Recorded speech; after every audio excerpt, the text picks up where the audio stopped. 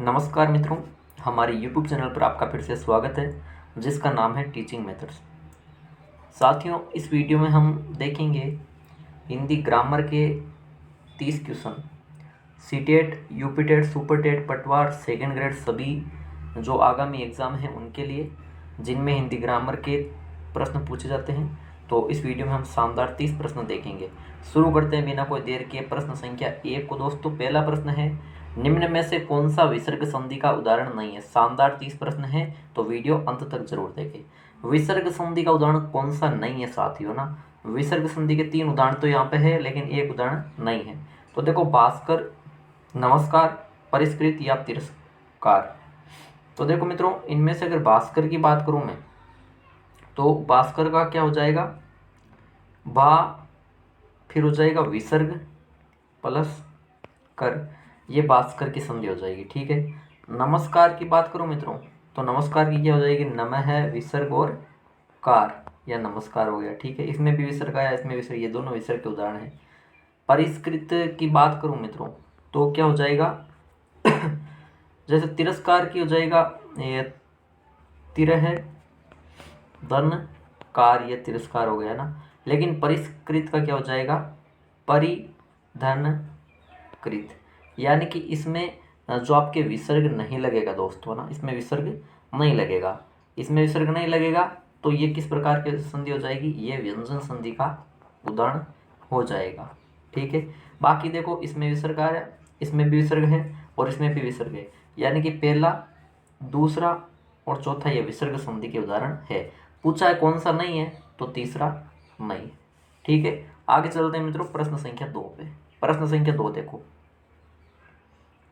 क्षणिक का विपरीतार्थक शब्द क्या है। अच्छा प्रश्न है मित्रों। क्षणिक का विपरीतार्थक शब्द, तो ये विपरीतार्थक शब्द क्या होते हैं मित्रों, जो विलोम बोला जाता है ना, विलोम शब्द ना, वही विपरीतार्थक शब्द होता है। विपरीतार्थक है ना, विपरीत अर्थ देने वाला, अर्थात विलोम शब्द है ना, बिल्कुल विपरीत है, उल्टा अर्थ देने वाला। अब क्षणिक का अर्थ होता है कि जो क्षण भर रहे, जो क्षण भर रहे, है ना, यानी कि क्षण भर रहे फिर खत्म, है ना। तो क्षण भंगुर, ये तो इससे मिलता जुलता है, ये नहीं होगा। ठीक है। शूद्र, शूद्र का तो विलोम हो जाएगा मित्रों विराट। ठीक है। क्षण, तो क्षणिक और क्षण ये भी नहीं होगा, ये तो एक ही समान है। जबकि हमें विपरीतार्थ पूछा, तो क्षणिक का विपरीतार्थ हो जाएगा दोस्तों शाश्वत। शाश्वत होता है जो हमेशा रहने वाला, है ना, जो कभी खत्म ना हो, वो होता है शाश्वत। जबकि क्षणिक होता है क्षण भर रहने वाला। शाश्वत जो हमेशा नित्य रहने वाला। तो तीसरा विकल्प सही उत्तर होगा। आगे चलेंगे मित्रों प्रश्न संख्या 3 पर। प्रश्न संख्या 3 है, इनमें से देशज शब्द है। देशज शब्द कौन सा है। देशज, तत्सम, तद्भव, देशज, विदेशी। जो उत्पत्ति के आधार पर, ये 4 प्रकार के शब्द होते हैं, लेकिन ये किस आधार पर होते हैं, ये उत्पत्ति कह सकते हैं दोस्तों, या उद्भव भी कह सकते हैं, है ना। इस आधार पर ये वर्गीकृत किए हुए शब्दों के प्रकार 4 होते हैं, तत्सम, तद्भव, देशज और विदेशी। तो इनमें से देशज शब्द कौन सा है, झोंपड़ी, अफीम, पानी या तमाशा। तो दोस्तों सीधी सी बात है, जो झोंपड़ी है ना, वो देशज शब्द है। तो प्रश्न संख्या 3 में विकल्प 1 सही उत्तर है। आगे चलिए प्रश्न संख्या 4 पे दोस्तों, इनमें से जातिवाचक संज्ञा कौन सी है। जातिवाचक जो संज्ञा है मित्रों, वो कौन सी है देखिए, क्रोध, बचपन, पहाड़ या गंगा। अब गंगा देखो एक व्यक्ति विशेष का नाम है ना, तो इसमें कौन सी हो जाएगी आपकी, सीधी सी बात है व्यक्तिवाचक संज्ञा हो जाएगी। ठीक है। बच्चा जातिवाचक शब्द है, उसी से बचपन मणि, ये बचपन क्या है, भाववाचक। इसमें जातिवाचक संज्ञा की बात करूं साथियों, तो इसमें हो जाएगा बच्चा। ठीक है। क्रोध की बात करूं दोस्तों, तो क्रोध क्या है, क्रोध भाववाचक संज्ञा है, लेकिन हमें पूछा है जातिवाचक संज्ञा कौन सी है, तो जातिवाचक संज्ञा हो जाएगी आपके पहाड़, यानी कि विकल्प 3 सही है प्रश्न संख्या 4 में। आगे चलिए प्रश्न संख्या 5 पे। अच्छा प्रश्न है, साहचर्य शब्द में मूल शब्द एवं प्रत्यय क्या है। देखो दोस्तों, शब्द क्या है, साहचर्य शब्द, है ना। इसमें एक तो मूल शब्द पूछा गया और एक प्रत्यय क्या है। तो देखिए, सा और चर्य, साचर और ये, स और चर्य या सहचर और ये। तो साचर्य कैसे बनेगा, साचर्य बनेगा सह प्लस यानी धन चर्य, ये सही है। क्या ये सहचर्य हो जाएगा दोस्तों, ये सहचर्य है, बिल्कुल सही है ना, ये सहचर्य है, सही है। या फिर इसका क्या होगा, सहचर धन ये प्रत्यय। बताओ साचर्य में इनमें से कौन सा होगा। देखो अब देखते हैं चारों विकल्प क्या कहते हैं। इनमें से देखो ऐसे जो एक विकल्प तो ये लिखा मैंने, एक विकल्प ये लिखा, कौन सा है। देखो ये विकल्प तो आ गया मित्रों, ये इसका मतलब ये होगा। ठीक है, मैंने आपको हिंट दिया है। और यह सह प्लस चर्य कौन सा हो जाएगा, ये। यानी कि ये नहीं आएगा और ये भी नहीं आएगा, तो बताओ कौन सा आएगा फिर।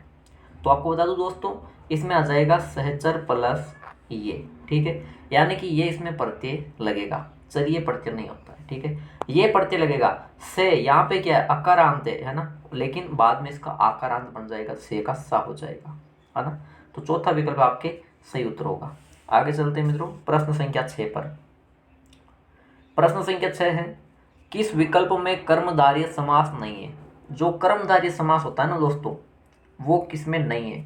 तो कर्मधारय समास कैसे पहचान हो गया, ध्यान रखना, इसमें एक विशेष्य विशेषण की पहचान होती है दोस्तों। एक विशेष्य होता है और ठीक है क्या होता है, विशेषण होता है मित्रों, विशेष्य विशेषण, है ना।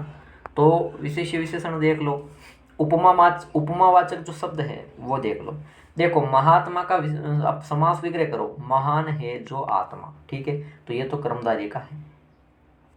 एक चीज बता दूं, महात्मा में बहुव्रीहि भी आएगा, क्यों कि महान है जो आत्मा, कर्मधारय समास, महान है जो आत्मा अर्थात ऋषि, तो फिर बहुव्रीहि आएगा। ठीक है, लेकिन यहाँ पे फिलहाल इसका कर्मधारय मानूंगा। आगे चलो, काला सांप यानी कि काला सांप, तो इसमें काला क्या हो जाएगा, काला विशेषण हो जाएगा।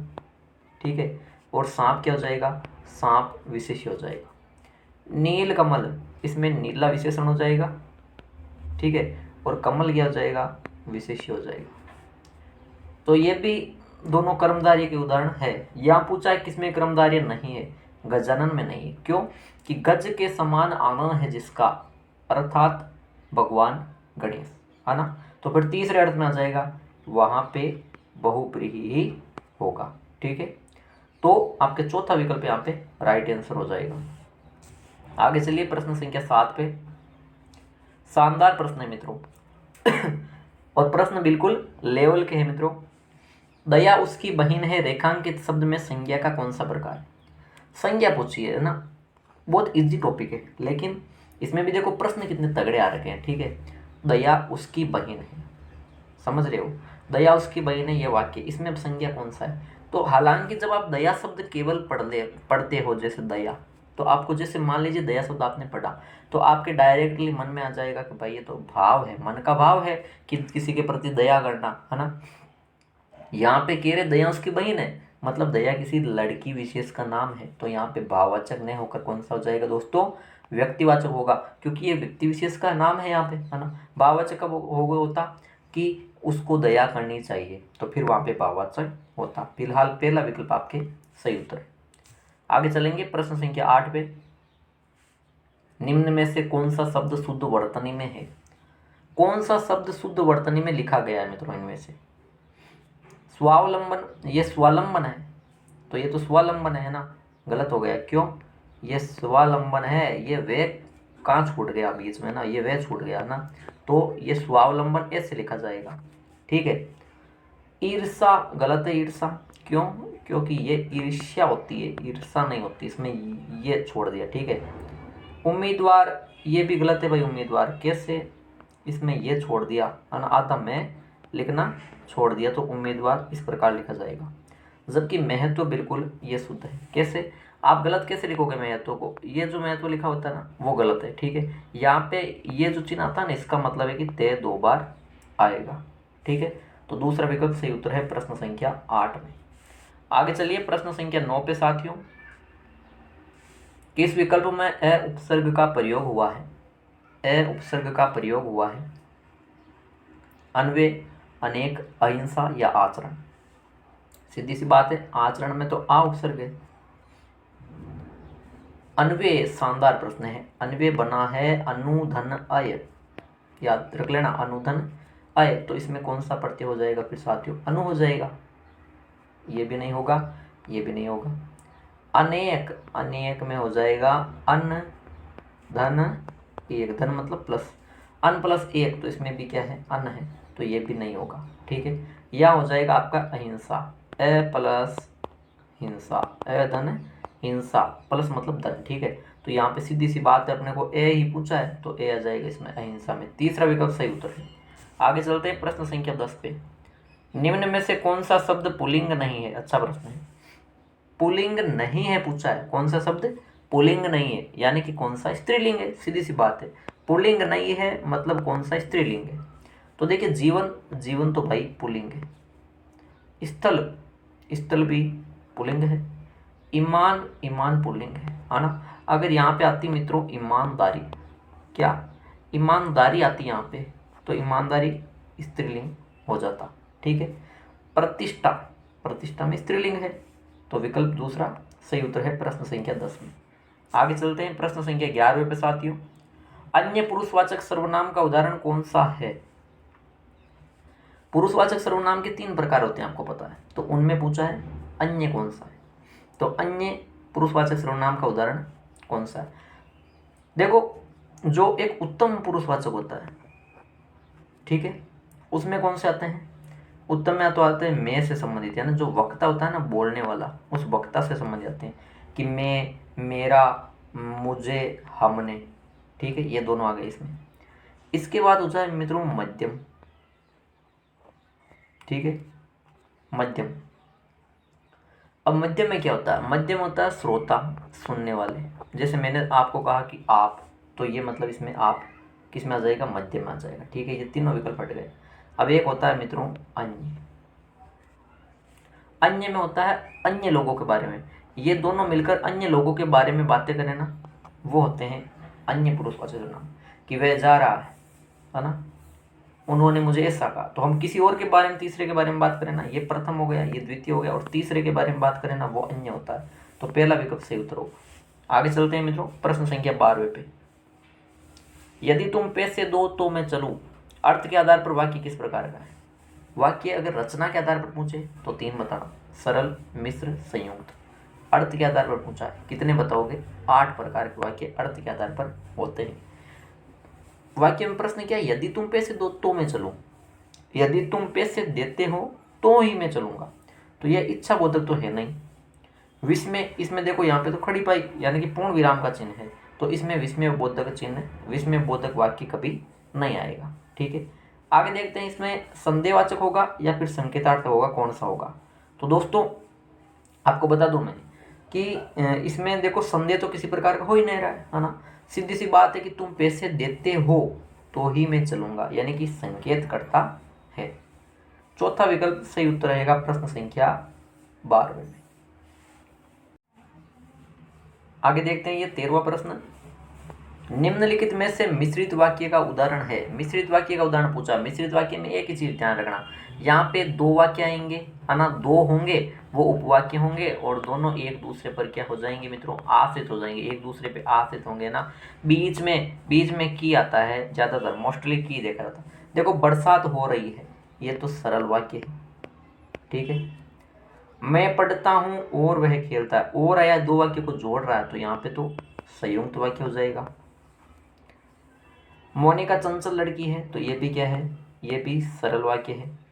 जबकि मैंने सुना है कि कृष्णा पास हो गया, तो एक तो मैंने सुना है कृष्णा पास हो गया, ये एक दूसरे पर आश्रित है और बीच में किया है, इसका मतलब ये मिश्रित वाक्य है। तीसरा विकल्प सही उत्तर है प्रश्न संख्या 13 में। आगे चलते हैं प्रश्न संख्या 14 पर। संक्षेपण का विलोम शब्द क्या होगा? ये शानदार प्रश्न है, वेरी वेरी इंपॉर्टेंट क्वेश्चन है। क्यों? क्योंकि यहाँ पे एक नहीं बल्कि 4 प्रश्न आपके में 4 क्वेश्चन तैयार करवाऊंगा मित्रों। देखो संक्षेपण का विलोम शब्द, इसी से रिलेटेड फिर देखो विस्तृत किसका है? विस्तृत है संक्षिप्त का, संक्षिप्त, विस्तृत। ठीक है, विस्तारण तो इसका हो जाएगा संक्षिप्तीकरण। वेरी इंपॉर्टेंट है ये प्रश्न, जिसने देखा मजा आ जाएगा उसको। विस्तृत, संक्षिप्त, विस्तारण, संक्षिप्तीकरण, विस्तार ये है इसका संक्षेपण का। ठीक है, और विस्तारीकरण, विस्तारीकरण ये संक्षिप्तीकरण का ही है। ठीक है, तो ये जो विस्तार होता है ना मित्रों, विस्तार, ये हो जाएगा आपके संक्षेपण का विलोम। तीसरा विकल्प सही उत्तर है। आगे चलिए प्रश्न संख्या 15 पे साथियों। कपीस में प्रयुक्त संधि है, क्या बोला था? कपीस, कपीस में प्रयुक्त संधि कौन सी है? कपीस है ना। इसका अब संधि विच्छेद करेंगे तो इसका क्या बनेगा, कपि इस प्रकार लिखा जाता है, ठीक है। और यहाँ पे ये बन गया ईस, कपि ईस। यहाँ पे छोटा ई है तो छोटा ई रहो चाहे बड़ा ई रहो, यहाँ पे बड़ा इकारांत है, यहाँ पे छोटा रहो या बड़ा रहो।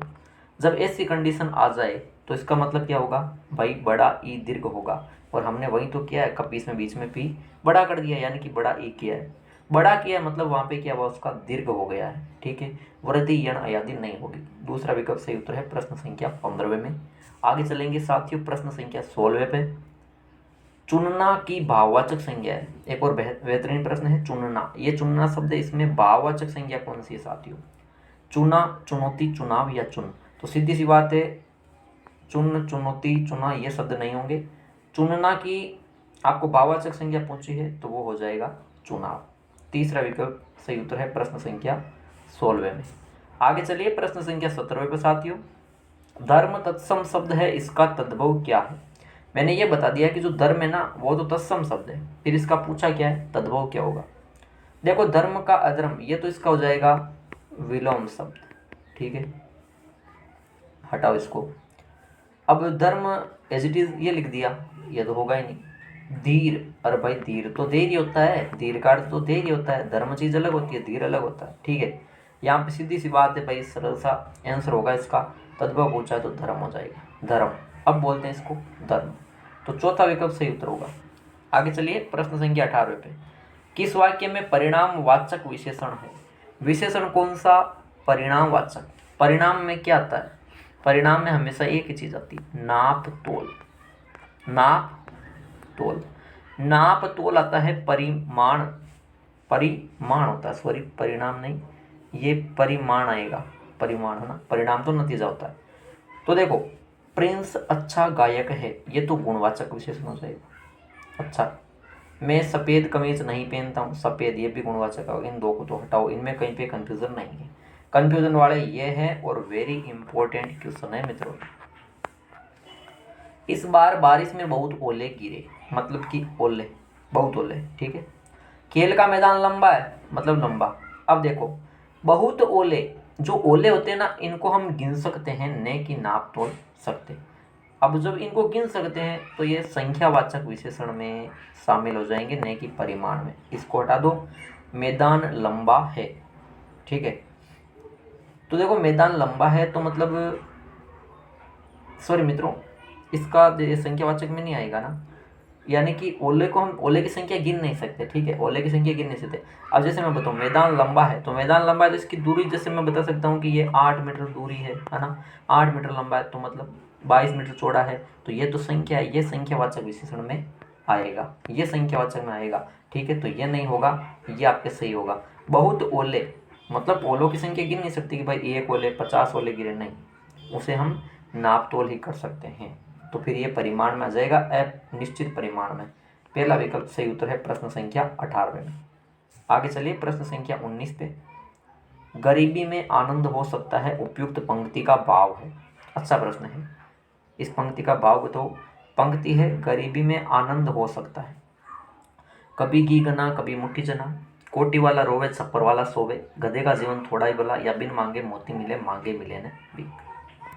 तो बेहतरीन प्रश्न है, वेरी इंपॉर्टेंट क्वेश्चन है मित्रों। ये ऐसे प्रश्न बिल्कुल पटवार ग्राम से में पूछे जाते हैं। गरीबी में आनंद हो सकता है, इस पंक्ति का भाव है गरीबी में आनंद हो सकता है, यानी कोठी वाला तो रोवे, जिनके पास पैसा है वो तो रोवे, और छप्पर वाला आराम से सोवे, यानी कि छप्पर मतलब गरीबी वाला आनंद लेता है, ठीक है। दूसरा विकल्प सही उत्तर रहेगा प्रश्न संख्या 19 में। आगे चलिए प्रश्न संख्या 20 पे। निम्न में से शुद्ध वाक्य की पहचान कीजिए। शुद्ध अशुद्ध वाक्य ना, तो देखो शुद्ध वाक्य की पहचान करनी है साथियों। बंदूक एक शस्त्र है, शस्त्र बोला जाता है कौन से, जो हाथ में पकड़कर चलाए जाते हैं वो, और जो फेंक कर चलाए जाते हैं वो बोले जाते हैं अस्त्र, है ना। बंदूक एक शस्त्र है, बिल्कुल ये कथन सही है भाई। फिर देखो शुद्ध वाक्य पूछा है ना, तो बंदूक एक शस्त्र है, ये आपके शुद्ध नहीं है, ये अशुद्ध है। क्यों है बताऊंगा। मेरे मित्र की पत्नी बहुत ही विद्वान है, ये भी अशुद्ध है। मेरी माँ मेरे मामी के घर गई, ये भी अशुद्ध है।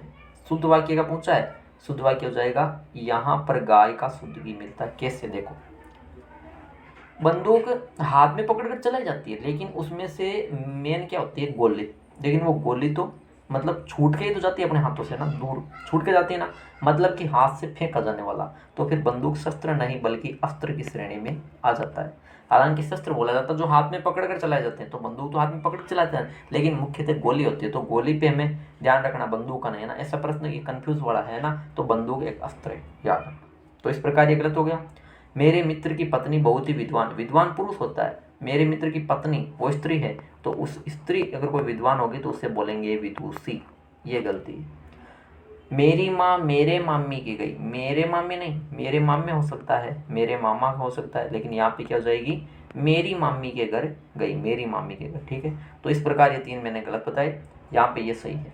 यहाँ पर गाय का शुद्ध घी मिलता है, ये बिल्कुल शुद्ध वाक्य है। अगर इसको गलत करना है तो कैसे करेंगे? यहाँ पर शुद्ध गाय का घी मिलता है, इस प्रकार ये गलत हो जाता। ठीक है, फिलहाल तीसरा विकल्प सही उत्तर है। आगे चलिए प्रश्न संख्या 21 में साथियों, वह राजकीय अनुग्रह था, वाक्य का सही काल रूप क्या होगा? काल का रूप पूछा है, वह राजकीय अनुग्रह था। हालांकि भूतकाल दे रखा है चारों में, तो इसका मतलब भूतकाल है। अब देखो, सामान्य भूतकाल में तो आता जैसे वह गया, वे गए, वह लड़की बाजार गई, तो फिर या ये आते हैं, तब सामान्य भूतकाल होता, ये नहीं होगा। अपूर्ण भूतकाल में आएंगे रहा था, रही थी, रहे थे। ठीक है, ये भी नहीं होगा। आसन्न भूतकाल में, आसन्न भूतकाल में जैसे कि वे अभी अभी गया है, तो या है, मतलब फिर अभी अभी भी आना चाहिए ना, या है, ये है ना, ये इसमें तुरंत इसमें जो है लगेगा ना फिर भूतकाल के पीछे, वो आसन्न भूतकाल होगा, ये भी नहीं है। सीधी सी बात है, इसे पूर्ण भूतकाल कहेंगे। पूर्ण भूतकाल है वह राजकीय अनुग्रह था, तो चौथा विकल्प सही उत्तर होगा। आगे चलिए प्रश्न संख्या 22 पे, किस शब्द में प्रत्यय प्रयुक्त नहीं हुआ है?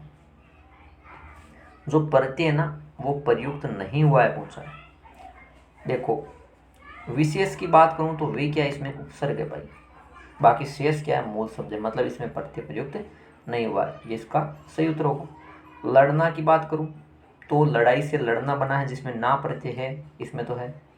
पीढ़ियों की बात करूं, पीढ़ी प्लस यों प्रत्यय है इसमें। सैकड़ों, सैकड़ा से सैकड़ों बना है, तो इसमें भी प्रत्यय है, लेकिन विशेष में प्रत्यय नहीं है, तो राइट आंसर विकल्प नंबर 1। आगे चलते हैं प्रश्न संख्या 23, मेरा मित्र राकेश बहुत अच्छा चित्रकार है, वाक्य में विधेय है। वाक्य के दो अंग होते हैं, वाक्य के मुख्यतः अंग कितने होते हैं? 2 अंग होते हैं, एक होता है उद्देश्य, एक होता है विधेय। उद्देश्य में कर्ता आता है, फिर कर्ता आता है और कर्ता का विस्तार आएगा, यानी जिसे कर्ता का पूरक बोला जाता है। कर्म और कर्म का विस्तार आएगा। विधेय में केवल क्रिया और क्रिया का विस्तार आता है, केवल क्रिया आती है। ठीक है, तो यहाँ पे क्या पूछा है? यहाँ पे पूछा है वाक्य में विधेय क्या है? वाक्य है मेरा मित्र राकेश बहुत अच्छा चित्रकार है। मेरा मित्र राकेश बहुत अच्छा, ये चीज़ें उद्देश्य के अंतर्गत आएगी, जबकि विदेश्य में बहुत अच्छा चित्रकार है, चित्रकार होना ये क्रिया होगी। ठीक है, तो तीसरा विकल्प राइट आंसर है प्रश्न संख्या 23 में। आगे चलिए मित्रों प्रश्न संख्या 24 पे, एक और दमदार प्रश्न। प्रश्न संख्या 24 कहता है रेलगाड़ी शब्द में कौन सा समास होगा? शब्द क्या है? रेलगाड़ी। अब इसका जिसको विग्रह आएगा बस इसका उत्तर बताएगा। रेलगाड़ी का सही विग्रह बताऊं आपको, रेल पर चलने वाली गाड़ी। रेल मतलब पटरी, इसी रेल को पटरी बोला जाता है। रेल या पटरी पर चलने वाली गाड़ी, रेल या पटरी पर चलने वाली गाड़ी, ये क्या है? ये इसका समास विग्रह। तो यहाँ पे पर आया है, द्वंद्व समास नहीं है, बहुव्रीहि भी नहीं है, अव्ययभाव भी नहीं है। ठीक है, यहाँ होगा तत्पुरुष समास। तत्पुरुष में जो कारक के प्रकार चलते हैं ना वही है, तो पर किस में आता है? अधिकरण में, पे पर, यानी कि सप्तमी तत्पुरुष समास की सप्तमी विभक्ति अधिकरण तत्पुरुष समास यहाँ पे हो जाएगा। चौथा विकल्प सही उत्तर है प्रश्न संख्या 24 में। आगे बढ़ते हैं साथियों प्रश्न संख्या 25 के लिए, इनमें से कौन सा शब्द सदैव बहुवचन में ही प्रयुक्त होता है? सदैव बहुवचन पूछा है, यानी कि नित्य बहुवचन में, नित्य बहुवचन में कौन सा शब्द प्रयुक्त होता है? सितार, नहीं ये नहीं होता है। वायु, वायु तो भाई सदैव एक वचन है, नित्य एक वचन है वायु। तो स्त्री, स्त्री का तो स्त्री बन जाता है। ये भी नहीं होगा, ये नहीं होगा। दर्शन, दर्शन क्या है, दर्शन नित्य बहुवचन रहेगा। जैसे देखो नित्य बहुवचन बता दो, दर्शन है, प्राण है, अक्षत है, होंठ है जिन्हें ओष्ठ बोला जाता है ना, भाग्य है, ये चीज़ें क्या है, ये हमेशा बहुवचन में। नित्य एकवचन की बात बताऊँ, वायु है, इसके अलावा आग है, इसके अलावा दूध है, इसके अलावा जो पानी है ना, वर्षा है, ये सब नित्य एकवचन में आएंगे। दूसरा विकल्प सही उत्तर रहेगा प्रश्न संख्या 25 में। आगे चलेंगे प्रश्न संख्या 26 पे।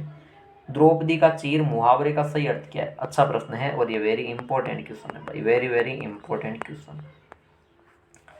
द्रौपदी का चीर, इस मुहावरे का सही अर्थ क्या होता है दोस्तों? द्रौपदी का चीर सुना होगा तो साधारण सी बात है कि हम इसका बता सकते हैं अनुमान लगा के। अत्यधिक कुरूप नहीं, कुरूप की तो बात ही नहीं है, कुरूप यानी कि बिना रूप का नहीं। लज्जा का हरण, क्या शर्म का हरण हो रहा हो सकता है? बहुत पवित्र नहीं, पवित्र तो नहीं होगा क्योंकि द्रौपदी का चीर हुआ है वहाँ पे। अब दो चीज़ें रहेगी, या तो लज्जा हरण आएगा कि वहाँ भाई जो शर्म का हरण किया गया, या फिर ऐसी वस्तुएं जो समाप्त ही ना हो। तो आपको पता है द्रौपदी का चीर मतलब ऐसी वस्तुएं जो समाप्त ही ना हो, तो लज्जा हरण नहीं आएगा। तीसरा विकल्प सही उत्तर है प्रश्न संख्या 26 में। आगे बढ़ते हैं प्रश्न संख्या 27 के लिए। मैंने सुना है कि उसने विवाह कर लिया है। मैंने सुना है कि उसने विवाह कर लिया, तो रचना के आधार पर वाक्य किस प्रकार का? मैंने पहले ही बताया था इसी वीडियो में, रचना के आधार पर वाक्य होते हैं 3, सरल, मिश्र, संयुक्त। जटिल वाक्य कोई होता ही नहीं है, सरल होता है, एक उद्देश्य एक विधेय रहेगा, तो इसको भी हटाऊंगा मैं। मिश्र, मिश्र में मैंने बताया 2 उपवाक्य रहेंगे। मैंने सुना है उसने विवाह कर लिया, दोनों एक दूसरे पर डिपेंड है, बीच में की आया, ये इसकी पहचान है, मतलब मिश्र वाक्य हो जाएगा, संयुक्त वाक्य नहीं होगा। तो दूसरा विकल्प आपके सही उत्तर है। आगे चलिए प्रश्न संख्या 28 पर। संकट पर संकट आना के लिए उचित लोकोक्ति है। संकट पर संकट आना, इसके लिए उचित लोकोक्ति कौन सी है साथियों? एक अनार 100 बीमार, काबुल में क्या गधे नहीं होते हैं, आधा तितर आधा बटेर, या कंगाली में आटा गीला। एक अनार 100 बीमार तो होता है जहाँ पर की वस्तु तो कम है और उसको प्राप्त करने वाले अधिक है, ठीक है। काबुल में क्या गधे नहीं होते, मतलब जो अपवाद या मूर्ख केतु वो तो सभी जगह होते हैं। आधा तितर आधा बटेर मतलब अनमेल मिश्रण होता है, ठीक है। यहाँ पे हो जाएगा संकट पे संकट, मतलब एक तो कंगाली और ऊपर से आटा भी गीला, यानी संकट पे संकट आता। चौथा विकल्प सही उत्तर है प्रश्न संख्या 28 में। आगे चलिए प्रश्न संख्या 29 पे। प्रश्न संख्या 29 विराम चिन्ह टॉपिक से प्रश्न है। योजक चिन्ह कौन सा है? योजक चिन्ह देखो विकल्प नंबर 4 में ये चिन्ह दे रखा है, ये होता है उद्धरण चिन्ह, ठीक है। उद्धरण या उद्धरण चिन्ह बोला जाता है, उद्धरण चिन्ह। ये जो विकल्प 3 में चिन्ह है इसको बोलते हैं विस्मयादि बोधक चिन्ह, विस्मयादि बोधक चिन्ह। और ये क्या है भाई, ये खड़ी पाई बोलते हैं इसको, यानी कि पूर्ण विराम वाक्य के अंत में, जब भी वाक्य समाप्त होता है तब लगाया जाता है। लेकिन ये विकल्प नंबर 1 में क्या है, ये है मित्रों योजक चिन्ह। कब लगता है ये लगता है मोस्टली द्वंद्व समास में। जैसे माता पिता नहीं लिखते आप, माता पिता, है ना, तो फिर द्वंद्व समास में इसका प्रयोग होता है। तो ये क्या है, ये द्वंद्व समास में प्रयोग होने वाला योजक चिन्ह है। तो विकल्प 1 सही उत्तर है प्रश्न संख्या 29 में। आगे चलते हैं प्रश्न संख्या 30, आज का आखिरी प्रश्न होगा। व्याकरणिक दृष्टि से वचन शब्द का सही अर्थ क्या होगा? अच्छा प्रश्न है। व्याकरण जो वचन टॉपिक होता है ना, एक वचन बहुवचन, वो वचन है ना, उस वचन का शब्द का सही अर्थ क्या है? पहचान, देखो लिंग चलता है ना, स्त्रीलिंग पुल्लिंग, ये लिंग टॉपिक चलता है अपने व्याकरण में, तो उस लिंग का अर्थ पूछे तो बताना पहचान होता है। भाषा नहीं होगा, बात नहीं होगा, ये भी नहीं होगा। वचन का पूछा है मित्रों, वचन का हो जाएगा आपके संख्या, है ना। वचन एक वचन दो वचन, मतलब वचन मतलब एक संख्या या एक से ज्यादा संख्या, मतलब वचन का शाब्दिक अर्थ होता है संख्या। दूसरा विकल्प सही उत्तर रहेगा प्रश्न संख्या 30 में। तो दोस्तों ये थे आज के हिंदी ग्रामर के 30 अति महत्वपूर्ण प्रश्न।